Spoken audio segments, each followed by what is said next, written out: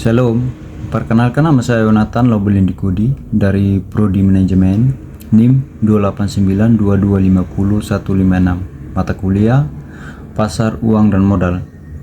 Dan di sini saya akan menjelaskan tentang konsep dasar manajemen modal, yaitu pertemuan yang ke-6 dengan ketentuan tugas UTS semester 5. Dan saya akan memulai dari slide awal. Juga konsep dan sasaran manajemen modal kerja. Konsep modal kerja adalah sebagai berikut, yaitu yang pertama ada konsep kuantitatif. Dalam konsep kuantitatif, modal kerja adalah sejumlah dana yang tertanam dalam aktiva lancar yang berupa kas, piutang, dan persediaan. Dana yang tertanam dalam aktiva lancar akan mendalami perputaran dalam waktu yang pendek. Dan yang kedua ada juga konsep kualitatif. Dan konsep ini juga berdasarkan sebagian dari aktiva yang dapat digunakan untuk membiayai operasional perusahaan tanpa mengganggu likuiditasnya, yaitu yang merupakan kelebihan aktiva lancar atas utang lancarnya. Dan yang ketiga ada juga konsep fungsional. Konsep ini juga berdasarkan fungsi dari dana dalam menghasilkan pendapatan atau income. Setiap dana yang digunakan dalam perusahaan dimaksudkan untuk menghasilkan pendapatan. Lanjut, sasaran yang ingin dicapai dari manajemen modal kerja adalah memaksimalkan nilai perusahaan dengan mengelola aktiva lancar sehingga tingkat pengembalian investasi marginal adalah sama atau lebih besar dari biaya modal yang digunakan untuk membiayai aktiva-aktiva tersebut. Meminimalkan dalam jangka panjang biaya modal yang digunakan untuk membiayai aktiva lancar. Mengawasi arus dana dalam aktiva lancar dan ketersediaan dana dari sumber utang sehingga perusahaan selalu dapat memenuhi kewajiban keuangannya ketika jatuh tempo. Lanjut, jenis-jenis dan komponen modal kerja. Modal kerja permanen atau permanent working capital. Permanent working capital dapat dibedakan menjadi dua macam, yaitu yang pertama ada modal kerja primer dalam kurung primer working capital, yaitu jumlah modal kerja minimum yang harus ada pada perusahaan untuk dapat menjamin agar perusahaan tetap dapat beroperasi terus. Kedua, modal kerja normal atau normal working capital, yaitu modal kerja yang harus ada agar perusahaan dapat beroperasi dengan tingkat produksi normal. Normal merupakan kemampuan perusahaan untuk menghasilkan produk sebesar kapasitas normal dari perusahaan tersebut. Lanjut, modal kerja variabel atau variable working capital. Modal kerja variabel atau variable working capital yaitu modal kerja yang jumlahnya berubah-ubah sesuai dengan perusahaan keadaan yang memengaruhi perusahaan. Modal kerja ini dibedakan menjadi beberapa bagian, yaitu yang pertama modal kerja musiman atau seasonal working capital, yaitu modal kerja yang jumlahnya berubah-ubah disebabkan fluktuasi musim. Yang kedua, modal kerja siklis atau cyclical working capital, yaitu modal kerja yang jumlahnya berubah-ubah disebabkan fluktuasi konjungtur.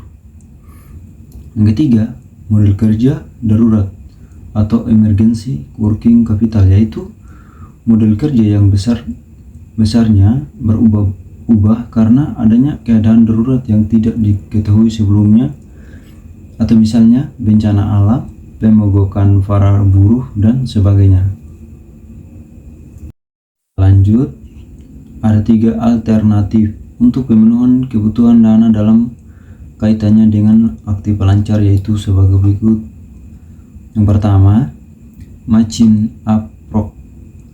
Pendekatan ini akan membiayai investasi aktiva tetap dan aktiva lancar permanen dengan sumber dana jangka panjang, baik utang jangka panjang maupun modal sendiri. Yang kedua, conservative approach Pendekatan ini akan membiayai aktiva tetap dan aktiva lancar, permanen, serta sebagian aktiva lancar yang berfluktuasi dengan utang jangka panjang atau modal sendiri. Dengan demikian, struktur utang jangka pendek akan lebih kecil dibandingkan dengan matching approach. Yang ketiga, aggressive approach. Aggressive approach adalah pendekatan dalam pemenuhan kebutuhan dana dengan menggunakan struktur utang jangka pendek yang lebih besar jika dibandingkan dengan pendekatan yang lain.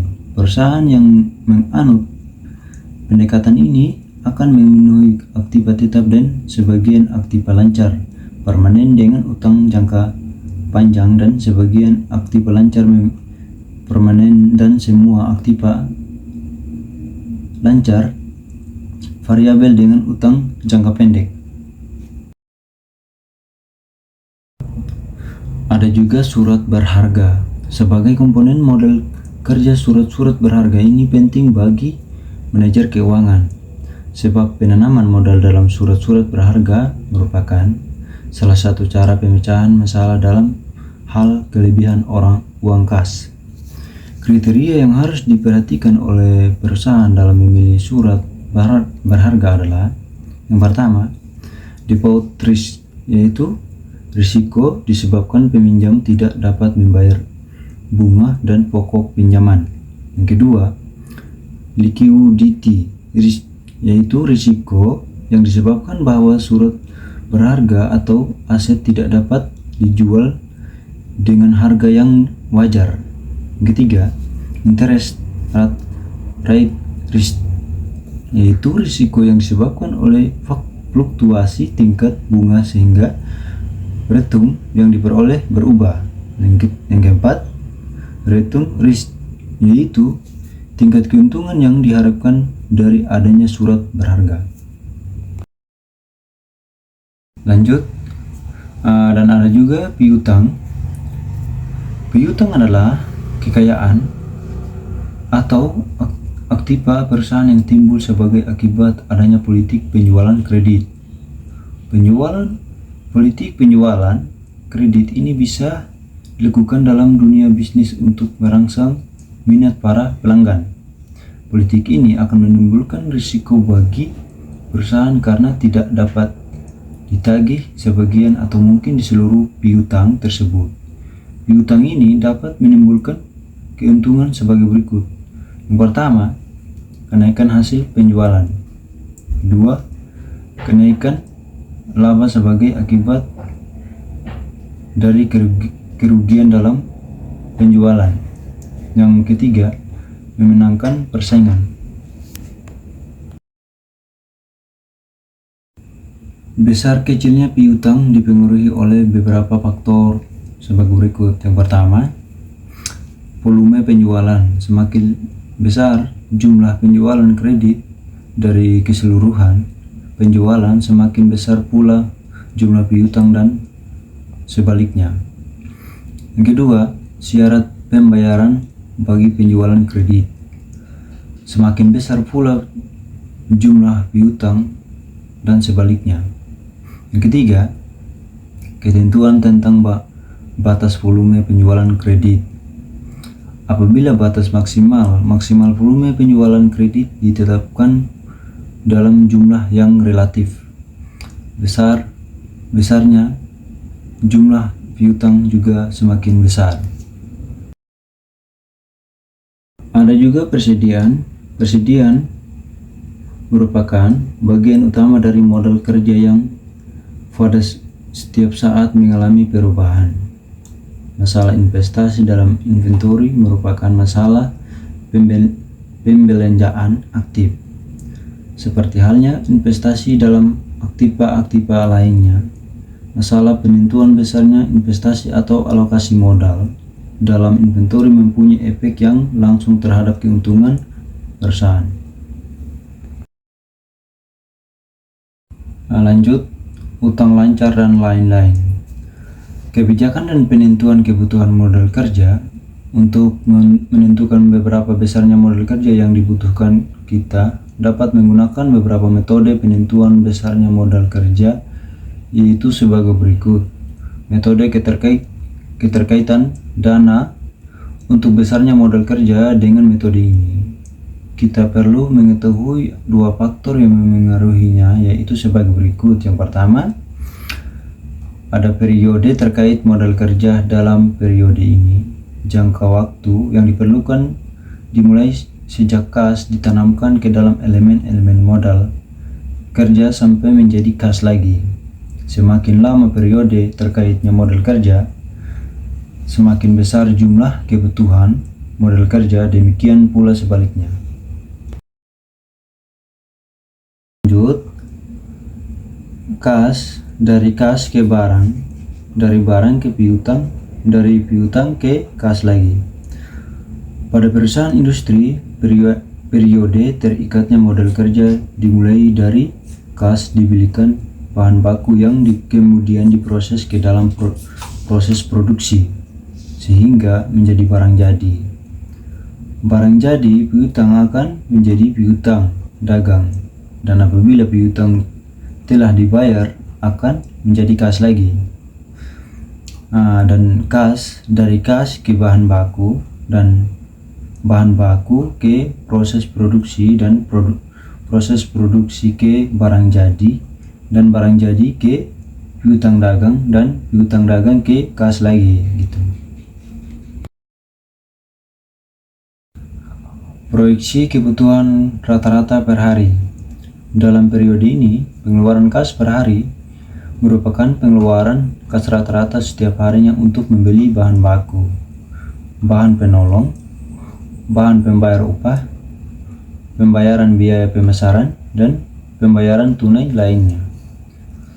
Metode perputaran modal kerja. Dalam metode ini, besarnya modal kerja ditentukan dengan cara menghitung perputaran elemen-elemen pembentuk modal kerja seperti perputaran kas, perputaran piutang, dan perputaran persediaan selama perusahaan yang bersangkutan dalam keadaan baik. Dan kita lihat gambar, ada kas, dari kas ke barang, dari barang ke piutang, dari piutang ke kas lagi. Ada pembeli, ada penjual, ada penerima uang. Penjualan dengan tunai, kas ke barang ke kas lagi. Ada pembeli, ada penjual, dan penerima uang. Sumber modal kerja dan sumber-sumber pembiayai modal kerja. Kebutuhan modal kerja yang permanen seharusnya dibiayai oleh pemilik perusahaan atau para pemegang saham. Semakin besar jumlah modal kerja yang dibiayai atau yang berasal dari investasi pemilik perusahaan, semakin baik bagi perusahaan untuk memperoleh kredit dan memperbesar jaminan bagi kreditor jangka pendek.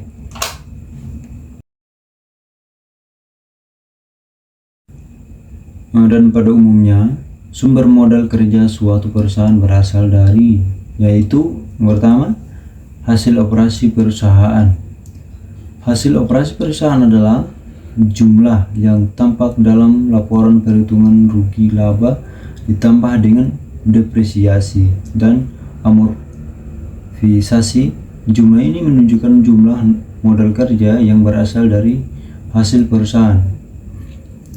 Yang kedua, keuntungan dari penjualan surat-surat berharga atau inventaris jangka pendek. Penjualan surat berharga ini menyebabkan terjadinya perubahan dalam unsur modal kerja, yaitu dari bentuk surat berharga berubah menjadi uang kas. Keuntungan yang diperoleh dari penjualan surat berharga merupakan sumber untuk bertambahnya modal kerja. Sebaiknya, apabila dalam penjualan tersebut terjadi kerugian, modal kerja pun akan semakin berkurang. Yang ketiga, penjualan aktiva tidak lancar. Perubahan dari aktiva ini akan menjadi kas atau piutang yang menyebabkan bertambahnya modal kerja sebesar dari hasil penjualan tersebut. Ada penjualan saham atau obligasi.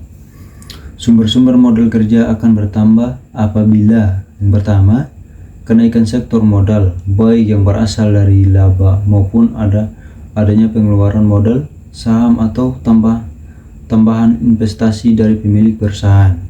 Kedua, pengurangan atau penurunan aktiva tetap yang diimbangi dengan bertambahnya aktiva lancar karena adanya penjualan aktiva tetap ataupun melalui proses depresiasi.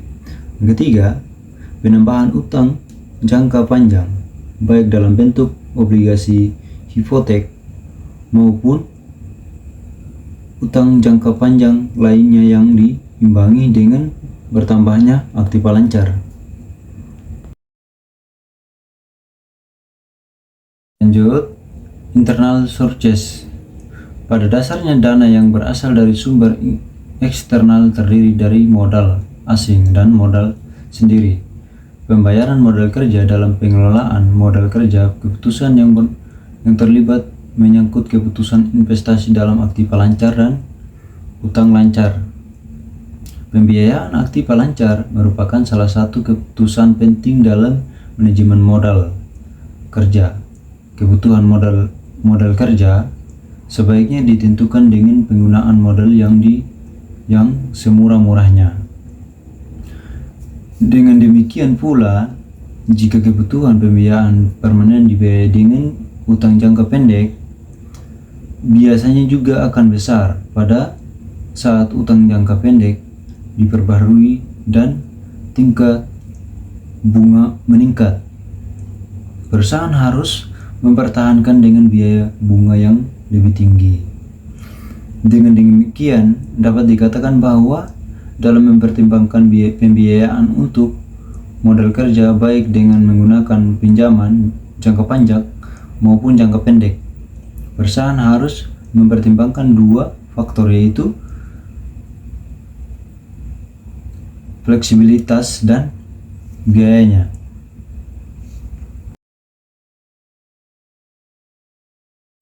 Dan ada juga faktor-faktor yang mempengaruhi kebutuhan modal kerja. Faktor-faktor yang mempengaruhi kebutuhan modal kerja sebagai berikut, yaitu yang pertama, ada volume penjualan. Volume penjualan merupakan faktor terpenting karena perusahaan memerlukan modal kerja untuk menjalankan aktivitasnya. Yang puncak dari aktivitas ini adalah aktivitas penjualan. Dengan demikian, pada tingkat penjualan tinggi diperlukan modal kerja relatif tinggi, demikian pula sebaliknya. Kedua, faktor-faktor musiman. Adanya pergantian musim dan memengaruhi besar kecilnya tingkat penjualan, demikian pula perekonomian. Perubahan dalam teknologi. Perkembangan teknologi dapat memengaruhi proses produksi menjadi lebih cepat dan lebih ekonomis. Dengan demikian, akan dapat mengurangi besarnya kebutuhan modal kerja. Kebijakan perusahaan.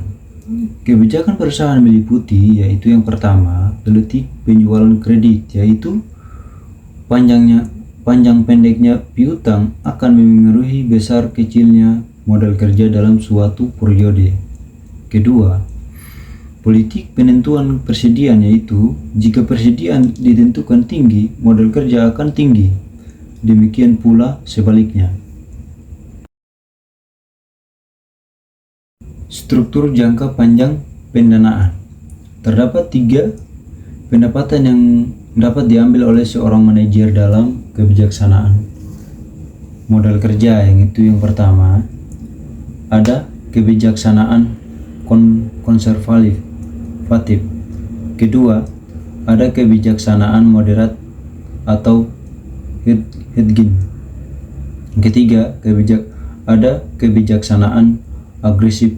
Penjelasan mengenai ketiga pendekatan tersebut adalah sebagai berikut.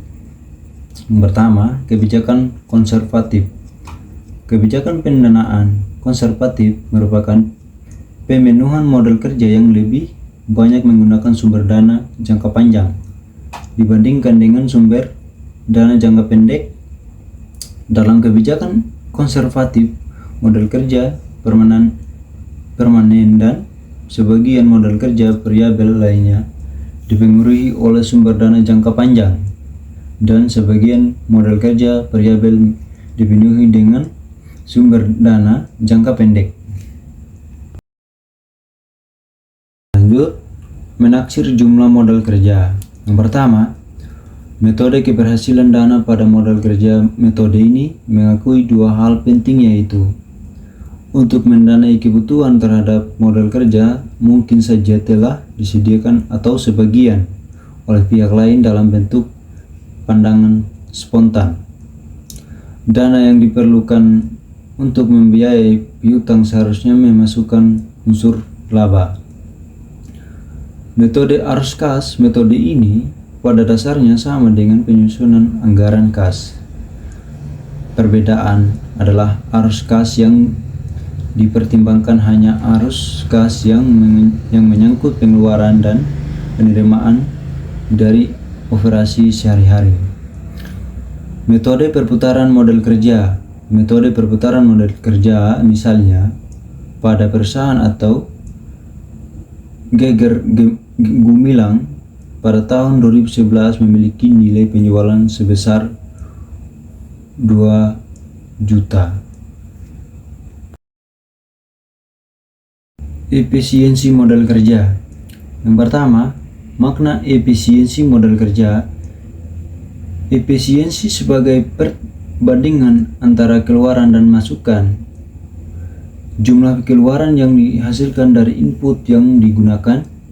Efisiensi dapat juga disebut sebagai daya guna yang penekanannya pada hasil yang ingin dicapai dan memperhitungkan pengorbanan untuk mencapai hasil.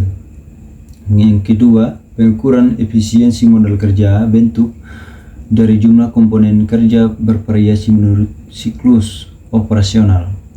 Untuk mendapatkan jumlah komponen yang digunakan dalam aktivitas operasional selama siklus operasional, efisiensi modal kerja diukur menurut hari kerja modal days working capital atau DWC. Nilai DWC didasarkan pada jumlah rupiah dalam setiap penjualan persediaan dan utang.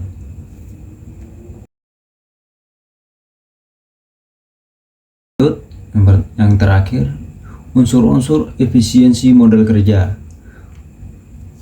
Unsur-unsur efisiensi modal kerja adalah sebagai berikut. Yang pertama, penjualan adalah penerimaan yang diperoleh dari pengiriman barang dagang atau dari penyerahan pelayaran dalam bursa sebagai barang pertimbangan.